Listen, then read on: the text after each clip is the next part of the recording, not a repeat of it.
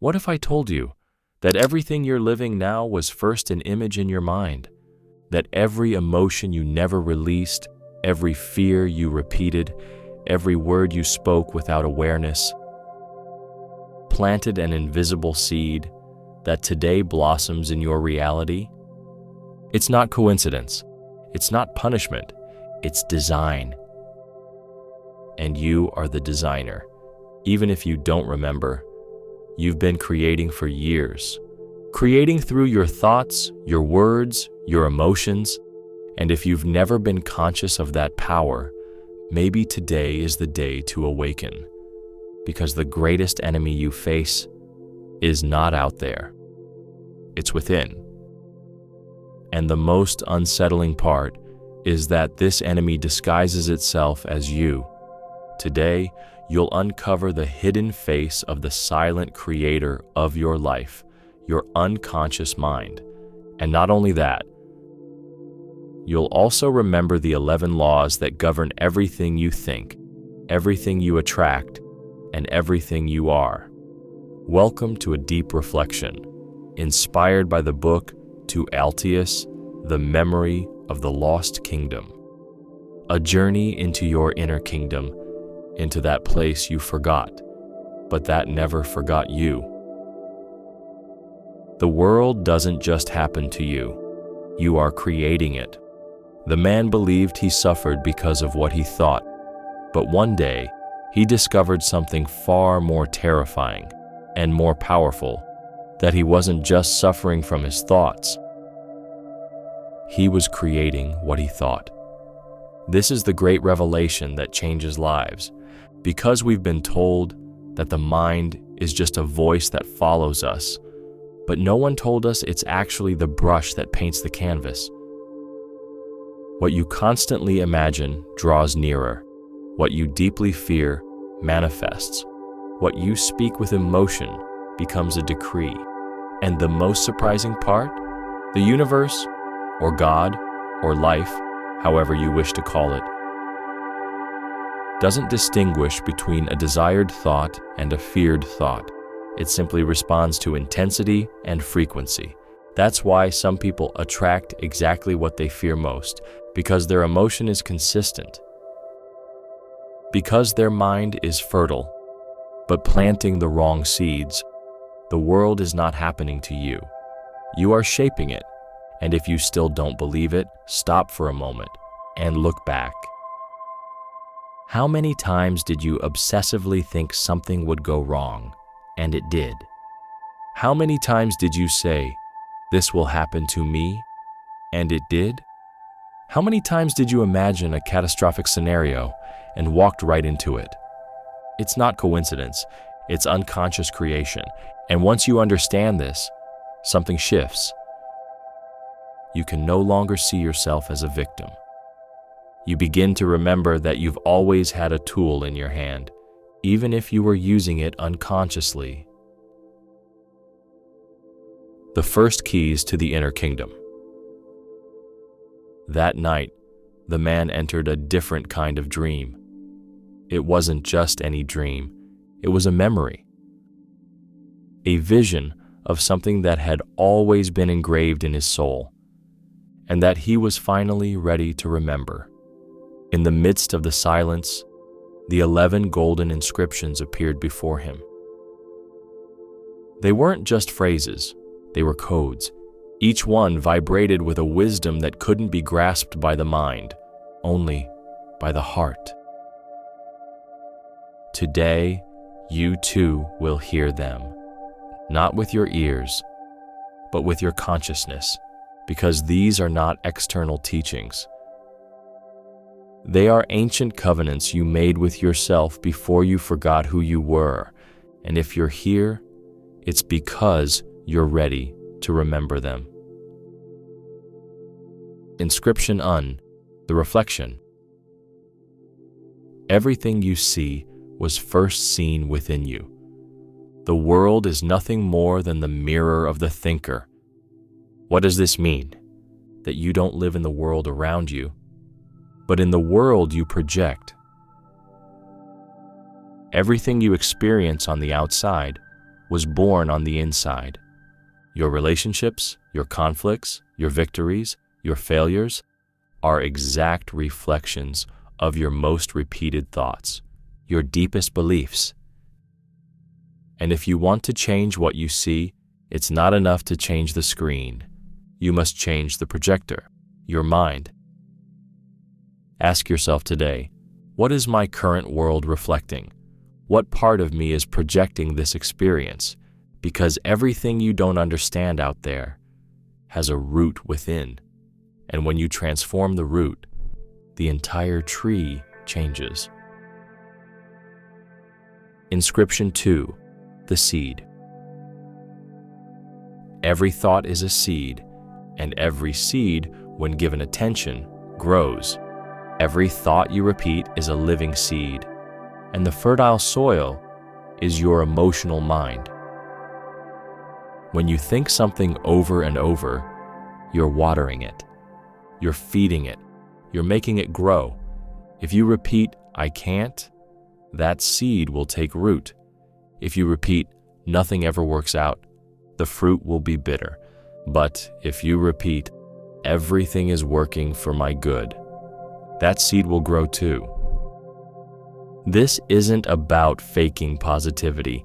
It's about consciously choosing what you want to plant, because everything that persists in your mind ends up insisting in your reality.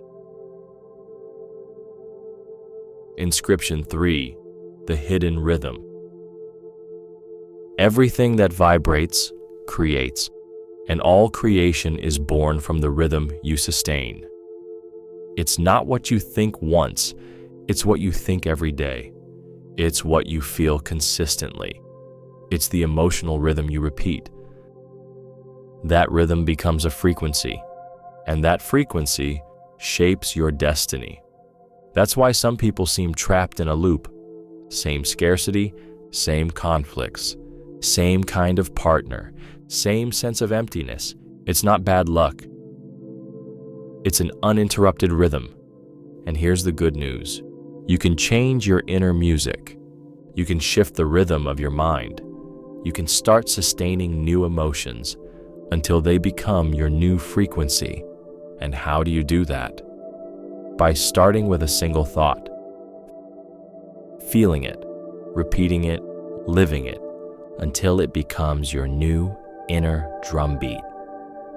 These first 3 inscriptions are not just beautiful words. They are keys, the reflection, the seed, the rhythm. If you understand these 3 truths, you'll never see your life the same way again, because you'll stop blaming what's outside and begin to reclaim your power within. In the next stage of this journey, you'll discover the next 3 inscriptions, those that teach you the value of silence, the power of your word, and the transformational fire that lives within your emotions. Silence, word, and fire, the invisible forces that already live in you. There are forces within you that you haven't yet learned to use, silent forces that can destroy you if you ignore them, or elevate you if you understand them. The next 3 golden inscriptions are not about ideas. They speak of real spiritual tools, tools that, if you apply them, will transform your relationship with thought, with your voice, and with your inner fire. Inscription 4, the sacred silence. Power sleeps in silence. He who masters his tongue rules his world. We've been taught to speak, to fill every space with words, to express, to respond, to react. But no one taught us to be silent, because silence is not emptiness, it's space for the soul. When you are silent, you listen. When you observe without speaking, you see more deeply. And when you don't react impulsively, your energy is preserved. Silence is the place where wisdom speaks. If you're confused, keep silent. If you're angry, keep silent. If you're wounded, keep silent. Because silence is not weakness, it is a temple, and whoever dwells in it gains a clarity that noise can never give. Make silence a habit. Stop filling your day with noise. Stop explaining what needs no defense, and you will see how your external world begins to calm as well. Inscription 5, the living word. What you speak, you invoke. Every word is a pact with destiny. Every time you speak, you are sealing an agreement with your reality. But we don't know this because we've normalized cursing ourselves. Nothing ever works out for me. I'm never lucky. That's just how I am. I'm scared to death. I'm broken inside. These are not harmless phrases. They are decrees. Life is listening because you are life. And what you speak gets planted in the field of the invisible. If you truly knew the power of your words, you would speak with the same reverence with which one prays. So today, make this sacred pact with yourself. Never again use your voice to destroy, not others, not yourself. Speak with intention. Bless instead of curse. Declare instead of complain. Give thanks instead of dramatizing, because your word is the spark of the verb that creates worlds. Never forget, what you speak with faith is already on its way. Inscription 6, the conscious fire. Every fear is fire without direction, but the same fire can become light if you master it. There's something burning within you. You felt it. It's passion, it's drive, it's raw emotion. Sometimes you call it anger, or fear, or anxiety, or desire, but in truth, it's all fire. Fire is not bad. It's only dangerous when it burns without purpose. A wildfire destroys, but the same fire, contained and guided, can illuminate, can warm, can transform. And so are your intense emotions. Pure energy, waiting for direction. The fear that paralyzes you today can become courage. If you breathe it, if you embrace it, if you carry it from the darkness to the center of the temple, don't run from your fire. Transform it, because the fire you master becomes energy for your rebirth. Silence, word, fire. 3 invisible keys. 3 powers that already live within you, waiting to be used with awareness. Don't seek more strength outside. Don't ask for more light from the external world, because the temple was always within. The witness, the dragon, and the word, the complete awakening of the conscious creator. At this point in the journey, you are no longer the same person who began listening. You have crossed invisible thresholds. You have looked within. You have remembered truths you didn't even know you had forgotten. Now, the kingdom begins to reveal the final 5 keys. These are not just teachings, they are thresholds, because awakening is one thing, but sustaining conscious awareness is something far greater. Inscription 7, the inner witness. He who observes without judgment awakens, and he who awakens no longer obeys the dragon. There is a part of you that does not react, that doesn't rush, that simply observes. That part is the witness. The witness is not cold, it is clear, it is not indifferent, it is free. When you learn to see your thoughts without becoming your thoughts, you take the first step toward true freedom. The next time you feel anxiety, anger, or fear, don't run, don't analyze, just observe. Name it silently within, "This is fear, this is a thought, this is not me," and you will see the dragon begin to weaken, because the dragon cannot keep roaring when you are watching from pure awareness. The awakened observer is the beginning of the free soul. Inscription 8, the hidden identity. You are not what you think. You are the one who observes what you think. This inscription may seem simple, but it is one of the most powerful in the entire kingdom, because if you believe you are your thoughts, you'll live limited by what your mind says. But if you realize you are above your thoughts, you can choose which ones to believe and which ones to release. You are not your story. You are not your mistakes. You are not your fear. You are consciousness, pure, infinite, timeless. Say it today with conviction. I am not this voice. I am the one who listens. I am not the drama. I am the presence. I am not the thought. I am the light that observes it pass. And if you can embody that truth, there is no shadow that can defeat you. Inscription 9. The creative surrender.